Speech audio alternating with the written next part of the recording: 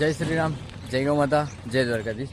તો મિત્રો હું છું ગામ સતરાળાથી ગૌ સેવક શ્રી સોલંકી સંજુભા. તો મિત્રો તમે જોઈ રહ્યા છો કે જીવદયાનો વગડો ગૌશાળાની સામે જ આપણે એક માનવ સેવા માટે ઠંડા પાણીના માટલા માટે એક ઓટલો અને માટલા મૂકવા માટે જે પરબ બનાવેલી છે. તો મિત્રો બધું કામકાજ છે એનું પતી ગયું છે, પણ હવે કલરકોમ બાકી છે.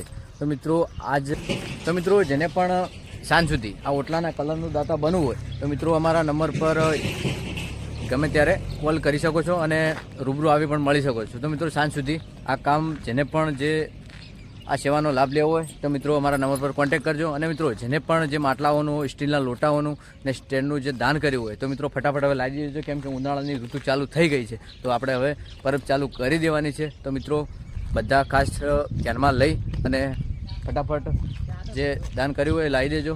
જય ગૌ માતા, જય દ્વારકાધીશ.